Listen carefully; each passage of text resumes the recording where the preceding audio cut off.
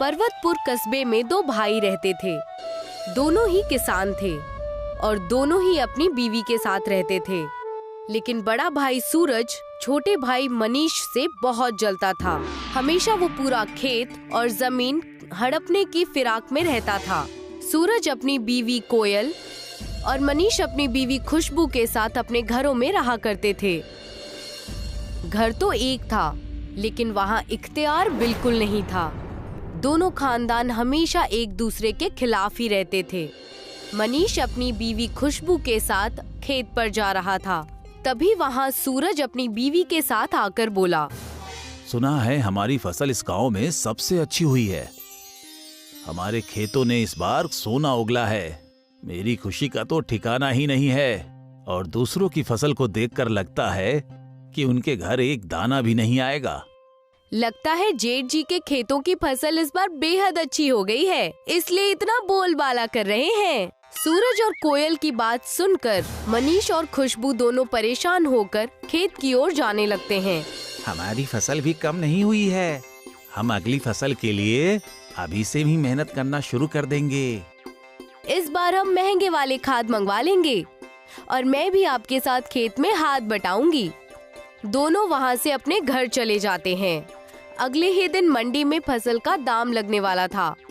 कई किसान वहाँ पर अपनी फसल के साथ आए थे। सूरज और कोयल भी वहाँ पर आए थे। तुम्हारी फसल है ही कितनी? इन फसलों को तो मुझे ही बेच सकती हो। इसका भाव तो मैं ही लगा देती हूँ। दीदी, आपका नाम ही सिर्फ कोयल है, लेकिन बातें आपकी पूरी कठोर हैं। हमारा जो भी हिसाब होगा वो हम देख लेंगे। इतना सुनते ही कोयल वहाँ से मुंह बनाकर निकल जाती है और खुशबू अपने फसलों का भाव ताव करने लगती है। आइए खुशबू बहन, इस बार का आपका फसल कैसा गया? दिखने में तो बहुत अच्छा दिख रहा है। क्या बताऊं भैया जी, इस बार फसल तो अच्छी हुई है, लेकिन कम हुई है। चने की खेती आजकल कहाँ कोई करता है। चने की खेती कम करने की वजह से ही चने आजकल बहुत महंगे बिक रहे हैं। खुशबू अपने चने की फसल लेकर मंडी पर भाव कर ही रही होती है कि कोयल के चावल की फसलों का दाम लग जाता है। चावल के दाम देखकर कोयल और सूरज निराश हो जाते हैं। वहीं मनीष और खुशबू चने के दाम से खुश रहते हैं। मैंने तुमसे कहा था इस बार हम भी चने की खेती कर लेते हैं, लेकिन तुम मानी ही नहीं। अब देखो, हमसे ज्यादा मनीष को चने का दाम मिल गया।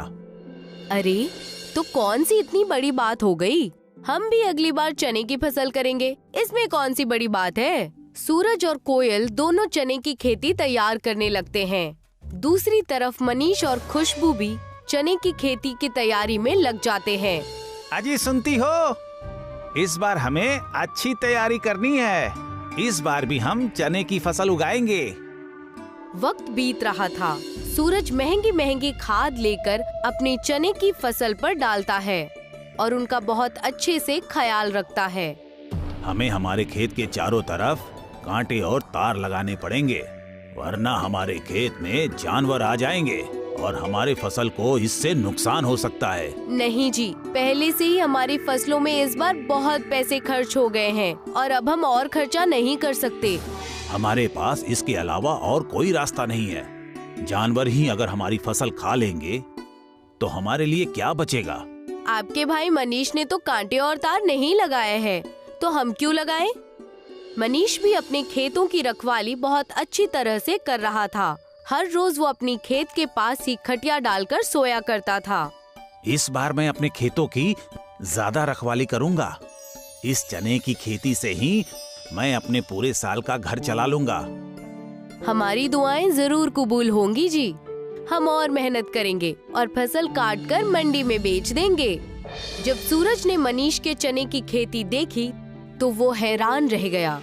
मनीष की खेती में चने की फसल बहुत उपजाऊ और सोने जैसी चमक रही थी। सारी चीजें देखकर वो अपनी बीवी कोयल के पास पहुंचा और उसे सारी बातें बताई। मैंने आज मनीष के चने की खेती देखी। हमारे खेत से 10 गुना ज्यादा उसके खेत में फसल नजर आ रही है। ये कैसे हुआ मुझे नहीं पता है, लेकिन ये बात सच है। लेकिन ऐसा कैसे हो सकता है? ना महंगे खाद, ना कोई पहरेदारी। फिर भी इतनी अच्छी फसल कैसे? मुझे और कोई ताने नहीं सुनने उस खुशबू के। आपको कुछ करना होगा जी। रुको, मैं इसका इलाज जानता हूँ। एक तांत्रिक हैं, वही इसका कोई उपाय बता सकेंगे। अब समझ लो, उस मनीष का खात्मा होने वाला है। सूरज और कोयल दोनों तांत्रिक के पास जाते हैं और उनसे इस मसले का कोई हल पूछते हैं। बगड़ बोल बच्चा, मैंने तेरी सारी बातें सुन ली।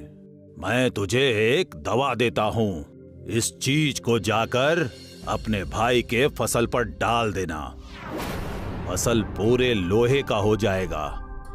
तांत्रिक ने सूरज को एक दवा दी, जिसे मनीष की फसल में डालने के लिए कहा। जी, हम ऐसा ही करेंगे। और रात होते ही सूरज मनीष के खेतों में जाकर सारी फसलों में वो दवाई डाल देता है। सुबह होते ही जब मनीष की नींद खुलती है तो वो देखकर हैरान रह जाता है। वो वहीं बैठकर रोने लगता है। हे मालिक, ये क्या हो गया? हमारी फसल लोहे की हो गई। मैंने क्या बिगाड़ा है मालिक किसी का? मैं कहां से अब अपना घर चलाऊंगा? खुशबू, कहाँ हो तुम? ये देखो, हमारे फसलों को क्या हो गया? मनीष की आवाज सुनकर वहाँ खुशबू और कस्बे के सारे लोग आ जाते हैं, साथ ही सूरज और कोयल भी। लेकिन ये सब कैसे हो गया? कल रात तक तो हमारी फसल बहुत अच्छी थी, मैंने खुद ही देखा था। और अब हम क्या करेंगे? लोहे के चने की खेती देखकर सूरज और कोयल बेहद खुश हो गए और कहने लगे, कोई बात नहीं छोटे भाई, तुम कुछ दिन हमारे घर से चने लेकर बनाना और खाना। अब क्या कर सकते हैं खुशबू बहन, अब रोना बंद कर दो और हमारे घर पर आकर चने खा लेना। मैं रो कहाँ रही हूँ, भले ही हमारे साथ कुछ भी हो जाए, लेकिन हम तुम लोगों के घर नहीं आने वाले। तुम लोग चिंता मत करो। दोनों खानदान का झगड़ा देखकर सरपंच हंसते हुए आए और बोले, अरे मनीष बेटा, इसमें रोने की क्या बात? तुम्हें तो खुश होना चाहिए। लेकिन कैसे? अब हमारी फसल कौन खरीदेगा?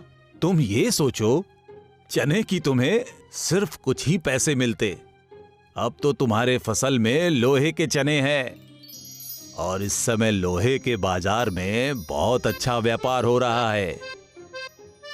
तुम बहुत अमीर बन जाओगे अगर तुमने ये बेच दिए तो। जी सच? क्या आप किसी को जानते हैं जो हमारे लोहे के फसल को खरीद ले? मैं जानता हूं। तुम घबराओ मत, बल्कि खुश रहो। जिसको पछताना है वो पछताएगा। सरपंच के कहने पर मनीष ने अपने लोहे की फसल बेच दी और बड़े शान से रहने लगा। दूसरी तरफ कोयल और सूरज के चने मंडी में बहुत कम दाम में बिके। उन्हें उनका सबक मिल गया। मनीष और खुशबू ने बड़े मकान भी बना लिए और वहीं खुशी खुशी रहने लगे।